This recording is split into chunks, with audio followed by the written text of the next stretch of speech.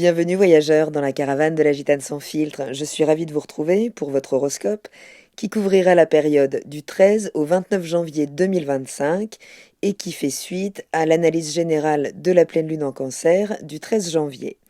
J'espère que vous allez bien. Nous allons voir dans cette vidéo quel axe est impacté plus particulièrement en fonction de votre signe, solaire, lunaire ou ascendant. Quels sont les secteurs impactés par les différents aspects des planètes et les secteurs que va venir toucher la Lune pendant la progression des 15 jours qui vont suivre jusqu'à la prochaine nouvelle Lune qui aura lieu dans l'énergie du Verseau, donc le 29 janvier 2025.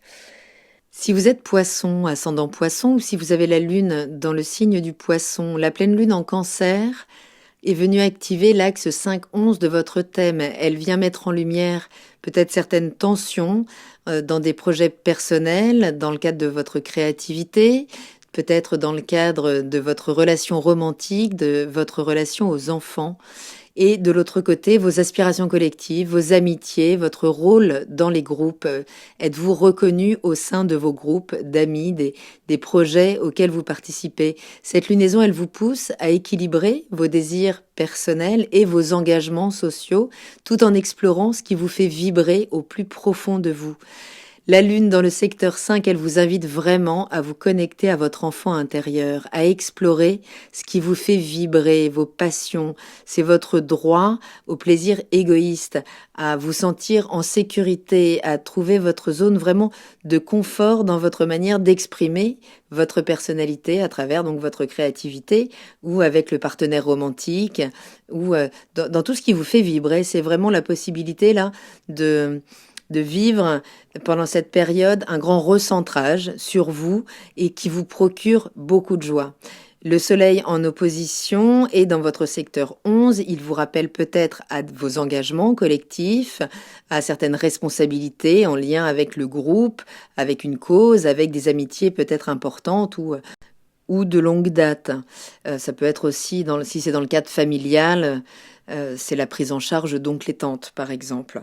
Donc vous pourriez vous sentir tiraillé pendant cette période entre votre besoin de vous consacrer à des projets personnels, à des plaisirs individuels, à votre épanouissement dans le cadre de la relation avec vos enfants ou avec votre amoureux, amoureuse, et de l'autre côté, devoir honorer vos engagements, contribuer donc à des projets collectifs ou à des responsabilités donc en lien avec les amis ou de certaines relations sociales, peut-être même les réseaux sociaux. L'idée, ce sera de trouver un équilibre entre ces deux pôles, savoir ce dont vous devez vous détacher peut-être, pour vous permettre de mieux nourrir votre créativité sans négliger pour autant certains engagements. Uranus est en aspect à ces deux luminaires, elle rétrograde toujours l'énergie du Taureau dans votre secteur 3. C'est le secteur de la communication, de l'information, de l'apprentissage, de l'interaction avec votre environnement immédiat qui vous demande de revoir votre approche, votre interaction avec vos proches ou peut-être votre manière de prendre l'information. Uranus, dans ce secteur, vous amène vraiment une revisite de votre manière d'échanger, qui peut être prise comme parfois un petit peu trop brutale, en mode taureau, un petit peu trop arc-bouté sur son point de vue. C'est ma vérité, je l'impose. Bon, Uranus vous fait travailler encore tout ça, là, tout le premier semestre 2025, pour revoir votre manière de prendre l'information, peut-être de prendre les apprentissages, d'interagir avec vos frères et sœurs, si on parle des racines aussi, ou d'imposer votre volonté peut-être juste à vos voisins. Donc il pourrait y avoir là la possibilité, puisque la Lune est en sextile à Uranus, à intégrer des nouvelles idées, à exprimer votre créativité de manière originale au milieu de vos relations proches, dans vos projets. Ça peut nous parler vraiment de libérer aussi un potentiel créatif, artistique important. Il peut y avoir toujours une forme d'épiphanie, on peut vivre un ressenti d'un coup, savoir, avoir l'image de ce que l'on souhaite créer, mais ça peut vraiment passer par des conversations très inspirantes qui pourraient vous guider là vers des choix plus alignés avec vos passions. Le Soleil est trigone à Uranus et cet aspect très harmonieux aussi vient soutenir vos collaborations, les projets collectifs où finalement vous êtes vu, vous êtes reconnu pour qui vous êtes, qui peuvent vous aider à communiquer vos idées avec plus de clarté, de manière plus innovante. Uranus vous pousse à sortir des schémas de pensée traditionnels, à adopter des approches plus libres dans vos relations sociales, dans vos engagements. Donc ces aspects, ils favorisent vraiment l'équilibre entre votre expression personnelle, votre créativité, et nourrir vos réseaux ou vos idéaux, vos projets à long terme.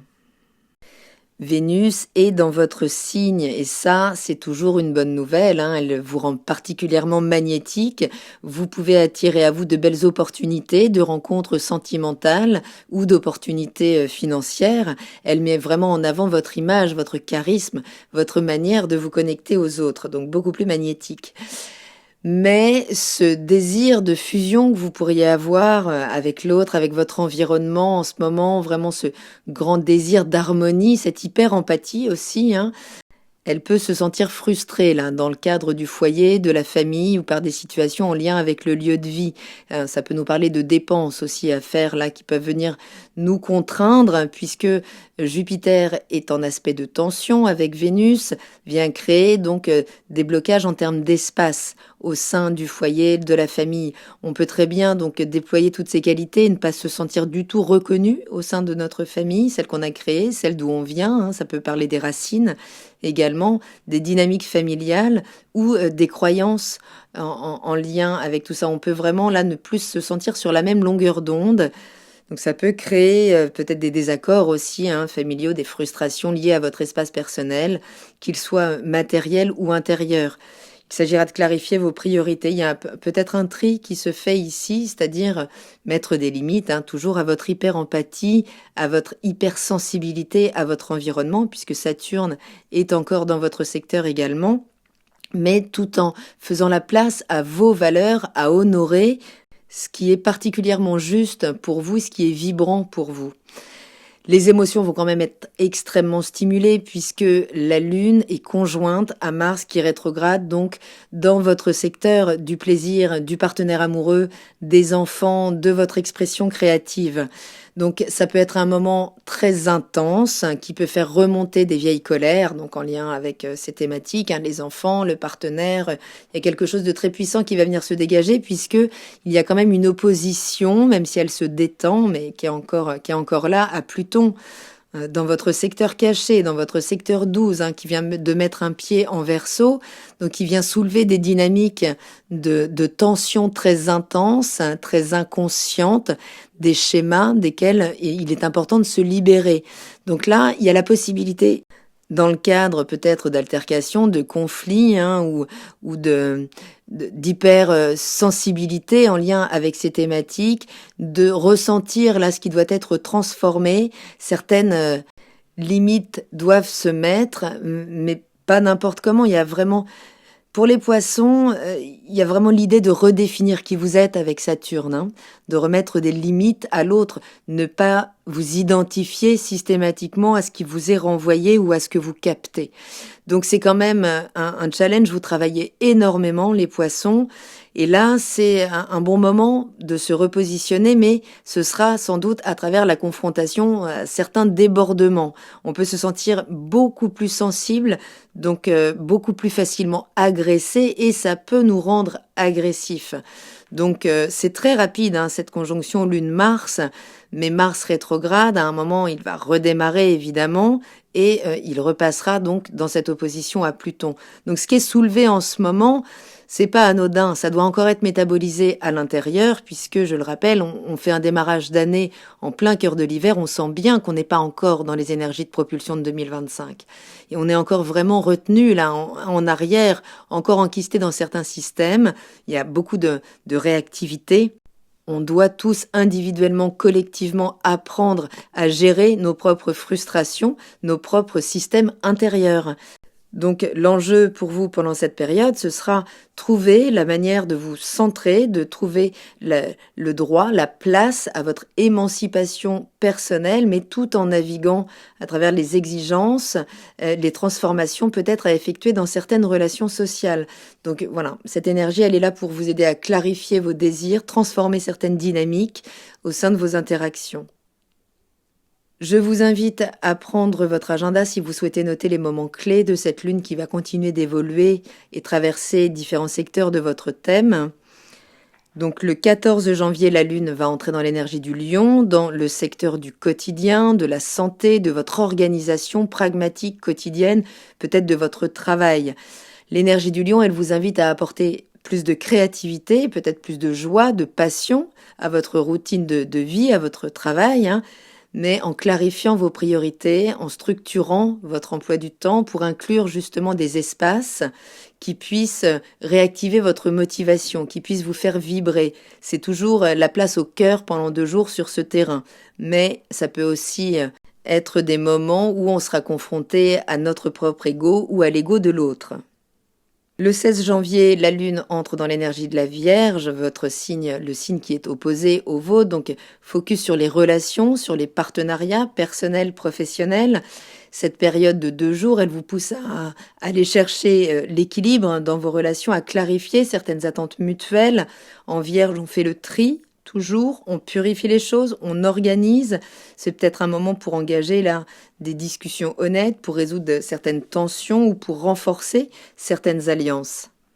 Le 19 janvier, la lune entre dans l'énergie de la balance dans votre secteur 8, celui des ressources partagées, des héritages, des partages de dividendes, des transformations profondes également, puisque on vient parler ici de réharmoniser des dynamiques émotionnelles intense. Donc c'est toujours un moment où peuvent remonter certaines émotions, pas forcément claires à notre conscience, peut-être en lien avec des thématiques de partage d'énergie, que ce soit sur le terrain de l'intime ou des finances. L'idée, c'est de prendre ces 2 jours-là pour évaluer votre position dans les rapports de force, peut-être en lien avec la justice pendant cette période. Prenez le temps là d'évaluer vos engagements, partager, peut-être de connecter ce qu'il y a à transformer, certains systèmes, certains partenariats peut-être qui ne vous correspondent plus. Le 21 janvier, la lune entre dans l'énergie du Scorpion. Et ce sera un focus sur votre philosophie de vie, un retour à la foi, à la quête de sens. Ça peut être un moment pour traiter aussi des problématiques administratives, en lien avec des héritages, en lien avec peut-être du business à l'étranger.